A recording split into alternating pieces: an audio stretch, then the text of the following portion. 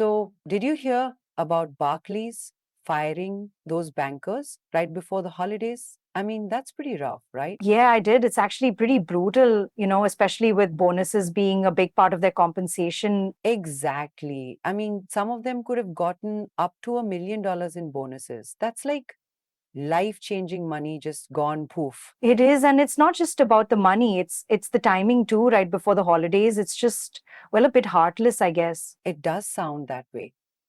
So, what exactly is Barclays' reason for doing this? Well, apparently it's part of a 3-year plan to cut costs and reduce their dependence on investment banking. So it's like they're restructuring, I guess. Okay, so it's not just a random decision then. Right. But some other firms offer at least partial bonuses when they let people go late in the year. It's kind of like a, thanks for your time kind of thing. Ah, that makes sense. So Barclays didn't do that, huh? Nope. They just, well, terminated them without any bonuses at all. That's pretty harsh.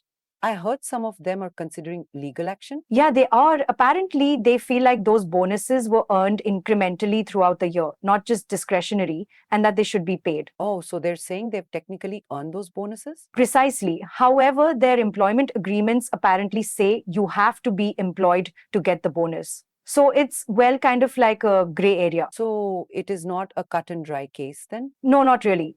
It's a bit like trying to navigate a maze where the walls keep changing. That's a good analogy. So, what do you think the chances are that they'll actually win a lawsuit? Well, honestly, the chances seem slim. It's not unheard of for companies to do this, unfortunately. So, it's a risk they take working in finance, I guess? Yeah, it seems so. And some employees are also considering arbitration through FINRA, which is like a less formal way of resolving disputes. Okay, so like an alternative route. So, what does all this mean for employee morale, you think? Oh, I would imagine it's a huge blow. It's like you're working hard, doing your job, and then bam, you're out with no bonus.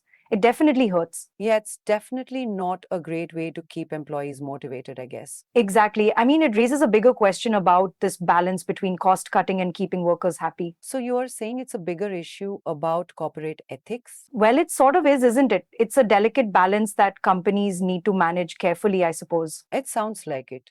So, does this type of thing happen often? Well, Barclays actually slashed bonuses by 43% in 2023, and some bankers got nothing the year before.